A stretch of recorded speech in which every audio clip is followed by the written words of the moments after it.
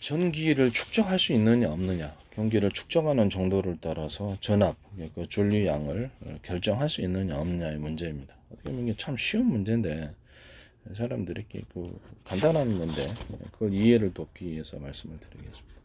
전기 건전지, 배터리에다가 여러분들 뭐 공장에서 배터리에다 전력을 갖다 충전할 수 있습니까? 있죠. 건전지 같은 경우 그런 경우고, 배터리에다가 200식의 전기를 충전할 수 있다 그러면 그거를 100개든 1000개든 공장에서는 충전해서 제품으로 판매할 수 있습니까? 없습니까? 있죠.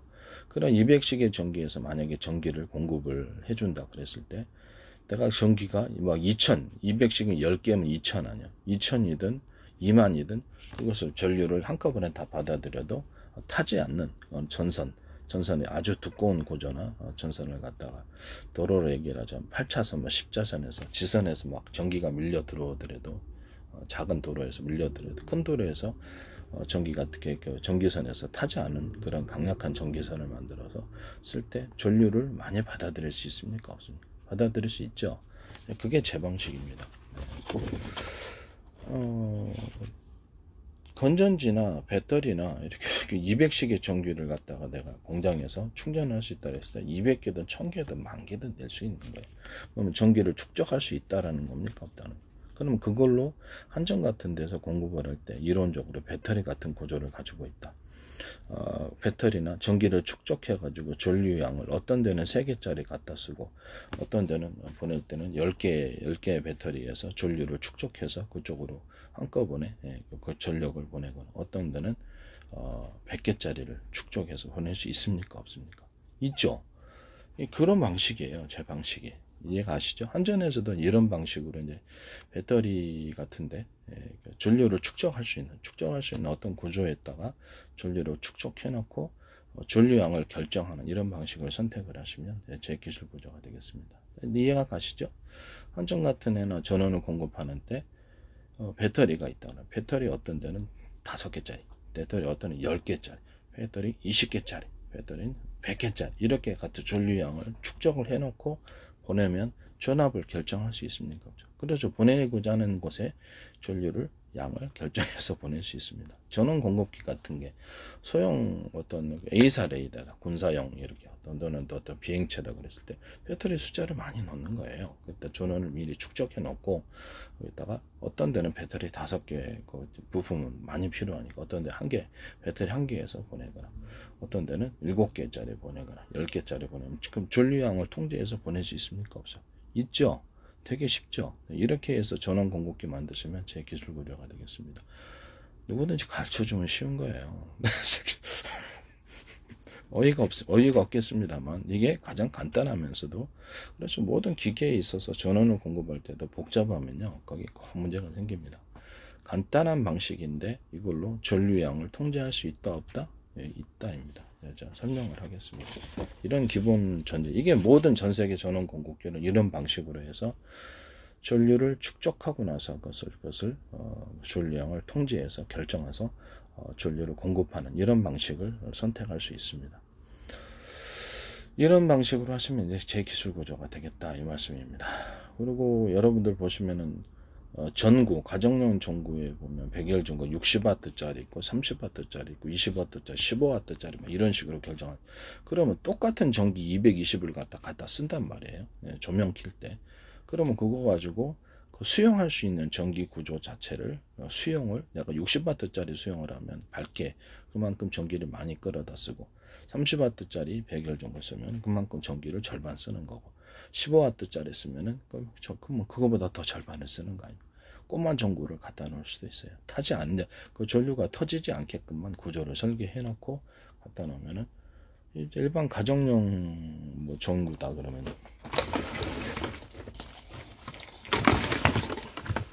이거가 지금 보시면은 이거 이게 이 전구거든요. 근데 이 전구가 똑같이 220을 꽂아서 써요. 똑같이 220을 써놨는데 이 안에서 전기량을 통제해서 그렇죠. 그 정도 전기밖에 안 쓰는 거예요. 강한 전구는 아니에요. 꼬마 전구도 이렇게 할 수 있죠. 집안에 있는 뭐 냉장고나 에어컨처럼 전기를 많이 먹는 게 있고, 그러면 그걸 전기를 그렇게 받아들이도록 설계해주면 그러니까 여기서는 수용 구조, 전기를 수용하는 구조에 있어서 결정할 수 있어요. 드라이기 같은 거는 그렇죠. 이렇게 똑같은 250W를 써더라도 그 수용하는 구조를 그거밖에 전기가 안 들어오도록 해주면 그거밖에 안 들어옵니다. 이해가 가시죠? 저는 이 부분에 대해서 이런 조금 전에 얘기했던 배터리 숫자 또는 배터리 숫자에서 결정할 수 있지만, 그걸로 이제 전류량을 통제할 수 있는 방법이 있고, 또 하나는 전선 구조. 전선은 아주 두꺼운 걸 해가지고 전류를 수용할 수 있는 구조, 받아들일 수 있는 구조에서 그거를 받아들이면 그걸로 결정할 수 있는 거예요. 수용하는 구조에 있어서 조절했을 때 전류량을 또 통제할 수 있는 방법이 되는 겁니다. 전기선을 갖다가 보면은 세탁기나 이런 거 쓸 때는 전류량을 많이 써요. 그래서 그건 두꺼운 선을 써야 되거든요. 그래서 두꺼운 선을 쓰지 않고 얇은 선을 썼을 때 전기를 많이 끌어다 쓰잖아요. 그럼 타요. 근데 그것이 그 일반 그 드라이기 같은 데는 그렇게까지 두꺼운 선을 쓰지 않아요. 드라이기나 선풍기 때도 일반 그 정도의 전기 양만 쓰니까 일반적인 전기선으로도 가능해요. 조명 같은 데 쓸 때도 조명도 그냥 일반 220W 전류에다가 이렇게 조명을 연결하면 얇은 선으로 갖다가 쓴단 말이에요. 왜 그럴까요? 많은 전기를 필요로 하지 않으니까. 그러니까 전기양이 적게 흐른다, 많이 흐른다? 네, 적게 흐른다. 적게 흐르면 안 타는 거예요. 얇은 전기선에 많이 흘렀을 때 타는 겁니다. 그럼 이걸 가지고 생각을 했을 때 우리가 전기 양을 흐르게 했을 때 일단 수용 구조에 있어서 내가 전선을 두껍게 일단 처리를 하고, 많이 쓰는 데는 전선을 두껍게 해서 여기서 전류량이 많이 흐르게 하면 그러면 그래 안 탑니다. 그렇죠. 전선을 이렇게 그 전선의 굵기를 중간 정도나 아주 얇은 정도로 해서 전류를 적게 쓰는 데는 그걸 하면 전류량이 그 정도밖에 흐르지 않는 거예요. 이해가 가시죠? 수용 구조에서 사용하는 구조에 있어서 이렇게 수용 구조에 있어서도 전류를 통제해서 양을 결정할 수 있습니다. 이런 방식을 사용하시면 제 기술, 로봇에도 이제 무게를 달아가지고 로봇이 로봇팔이다 그러면 이렇게 무게를 전선의 굵기를 통해서 전류량을 받아들여서 적은 힘을 쓰면 이제 적게 이제 전류가 흐르는 그런 전선을 골랐으면 이렇게 하면 되는 거예요. 무게를 따라서 또 이렇게 같은 두꺼운 전기선이라도 수용 구조에 있어서 가령 똑같은 굵기라 할지라도 똑같은 굵기의 전선, 그러니까 전선 피부 간의 구리선이라 할지 양을 적게 보낼 수도 있고 많이 보낼 수도 있어요. 그렇지만 이제 뭐라 그럴까, 그 전류 양을 통제한다는 의미에서 전선의 두께, 전선 피부 간에 있는 두께를 가지고 그것을 조절하거나, 이게 거기 전류를 받아들였을 때 거기 안에 어떤 배터리 같은 시스템을 갖고 있어가지고 그 전류를 또 다른 방법으로 전류량을 통제하면, 그렇죠, 그만큼만 딱 에너지만 딱 쓰면 되는 거예요. 아니면 뭐 큰 힘으로도 작은 거 물건 우리는 들을 수 있습니까? 없습니까? 들 수 있죠. 그래서만 과다한 낭비가 돼요. 그래서 이렇게 전류량을 이런 방법으로도 통제할 수 있다. 수용 구조에 있어서 전류를 이론적으로 생각하면 전선의 굵기를 틀리게 해서 수용 구조로 만들어 가지고 그렇게 해서 결정할 수도 있다라는 거죠. 이해가 가시죠? 네. 전류량을 결정했을 때 가장 확실한 방법은, 그렇죠, 배터리처럼 전류를 축적해 같은 양의 전기를 공급을 한다 했을 때 배터리처럼 여러 개를, 배터리 10개짜리에 가령 10개짜리에다 축적을 해요. 축적을 해 놓으면 그만큼 전류량이 많아집니까? 축적 많아지죠. 거기서 이제 그걸 가지고도 이렇게 결정하는 것이 가장 일반적이고 좋은 방법이다, 이렇게 생각하시면 되겠습니다. 이해가 가시죠? 그거 가지고 전류량을 통제해서 그만큼의 이렇게 전류양만 쓴다라는 거죠. 다 설명하겠습니다.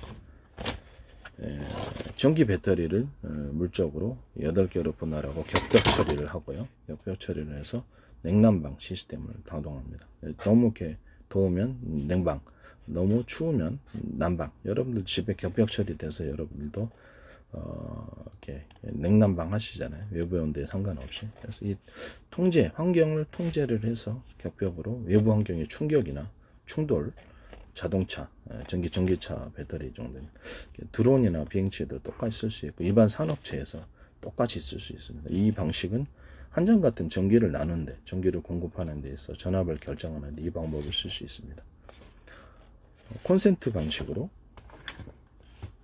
이 방식으로 전기 충전소에서 전기를 축적해서 8개니까 8개 정도만 충분히 하면 이제 그 다음부터 전기 충전기 떼면 되죠. 100개면 100개 충전하면 되겠죠. 네, 전기 충전기에서 시간은 좀 더 걸리겠지만 100개면 100개 충전할 수 있는 거예요. 한전 같은 데서는 그렇게 할 수 있죠. 저는 전류가 많이 필요한 데는 미리 이렇게 전력 배터리에다가 충전해서 쓰셔. 거기서 자, 여기서 속도를 조절할 때는 한계, 저기 뭐야, 뭡니까, 저기, 속도 조절할 때는 거기, 일단, 뭡니까, 저기, 변속기를 없애버리고, 양을 조절해서, 가령 화목난로에다가 펠럿의 양을 적게 넣으면 적게 타고, 많이 넣으면 많이 타면, 적게 넣는데 많이 타는 경우는 없죠. 그럼 이게 연료 양을 통제해서 속도를 조절할 수 있다는 겁니까? 있다는 거겠죠. 연료량을 조절하는 방법이 문제가 되겠죠. 정확히 조절할 수 있느냐가 문제죠. 자, 보세요.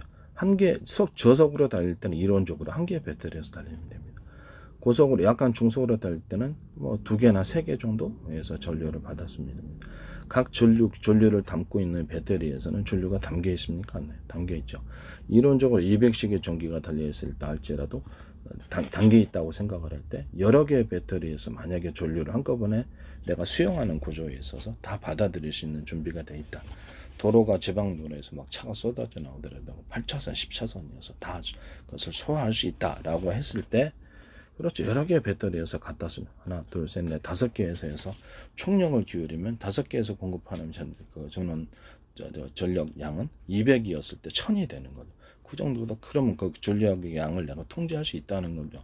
3개에서 전력을 갖다 총력으로 공급받았을 땐 600이고 2개에서 했을 땐 400이에요. 그죠? 1개에서 받았을 때는 200이죠. 그럼 200 이상을 얘가 한 개의 배터리가 200 이상을 공급할 수 있습니까? 없습니까? 없는 거죠. 네. 그럼 이 전력의 양을 우리가 조절하고 있습니까? 안 하고 있습니까? 하고 있는 거죠. 네. 그런 식으로 조절을 하는 거예요. 그러면 한 개의 배터리도 만약 20조각, 30조각으로 내부로 나눠진 전력 셀, 인전지, 건전지처럼 작은 배터리 구조 연합으로 한 개, 겉으로는 하나로 보였지만 안에는 20조각이 들어있다 했을 때 전류를 충전할 때도 이 전선을 이렇게 똑같이 전기 충전소에서 공급을 할까? 아까 전기선을 연결하면 곧바로 충전이 됩니까? 안 됩니까? 되죠. 그런 방식으로 하는 30개면 30개로 전선 구조를 만들어 놓는다는 거죠. 그러면 금방 충전이 됩니다. 이 방식을 사용하시면 제 기술 구조가 되겠습니다. 원래 제가 설명을 할 때는 옛날에 이렇게 서브로 해가지고 이렇게 번개 같은데 이런 큰 전력을 수용할 때 작은 밑에서 이렇게 전력을 수용할 수 있는 구조를 널널하게 어떤 큰 전기를 수용할 수 있도록 밑에 서브를 쳐가지고 가지를 쳐가지고 수없이 전기를 축적하거나 전기를 갖다가 흘려보낼 수 있는 그런, 그렇죠. 배터리 같은 것보다 좀 강화해주겠죠. 안에 큰 전기가 들어와도 즉시 전기를 갖다가 이화신공이라고 하시죠. 딱 이렇게 그러죠. 전력을 갖다가 축적하지 않고 곧바로 다른 데로 흘려보내는. 그러니까 큰 물이 들어왔다. 큰 물이 들어왔다면 지선으로 물을 흘려보내는 방류 구조가 되겠습니다. 이런 식으로 해가지고 이렇게 수없이 전기를 이렇게 밑으로 이렇게 전기를 받아들였다. 그럼 아까쯤에 이렇게 이렇게 콘센트로 충전소에서 충전 방식으로 내가 한다 그랬죠. 그래서 이 배터리에다가 즉시 전류가 들어오는 거를 8개 배터리, 8개를 쪼개는 솜이죠. 그럼 밑에 막 지선처럼 하나처럼 밑에 배터리가 수없이 달려 있을 때 금방 충전됩니까? 안 됩니까? 되죠. 이런 식으로 해서 큰 전류가 들어왔다 할지라도 밑으로 이렇게 방류 규조, 물이라고 했을 때 전기는 마치 물과 비슷해요. 똑같지는 않지만 밑에 수없이 가져차 가지고 전기를 잘게 쪼개는 작업을 하는 거예요. 전기를 잘게 쪼개 가지고 분산시키면 이렇게 맨 이렇게 가지치기를 수없이 많이 해야죠. 밑에 서브 구조가 이렇게 있는 거예요. 그러면 전류가 잘게 쪼개지면, 근데 그 위에서 전류는 안 탈 정도로 큰 전류선이, 전기선의 두께가 엄청 두꺼워야 되겠죠. 안 타야 됩니다. 이렇게 해서 전기선을 가지쳐 가지고 전선을 수백 개, 수천 개, 수만 개로 이렇게 분리를 했을 때 번개 같은 큰 전기도 작은 전기로 쪼개질 수 있습니까? 없습니까? 쪼개질 수 있는 거죠. 이론 자체는 그겁니다. 이런 방식으로 해서 전기를 충전하거나 이렇게 하셨을 경우는 제 기술 구조가 되겠다라는 것을 말씀을 드립니다. 전기 충방전에 있어서. 근데 현실적으로는 우리가 배터리를 사용할 수밖에 없기 때문에 뭐 휴대폰 안에서도 똑같습니다. 휴대폰 안에서도 이 방식으로 사용. 이게 하나의 8개의 물적 분할로 해서 배터리를 만들었지만 이 배터리 한 개당 약 20개 조각으로 이렇게 돼 있다라고 연합체로 구성되어 있다. 배터리가 그러면 20조각의 전선을 연결하면 충전도 되고 방전도 되는 거예요.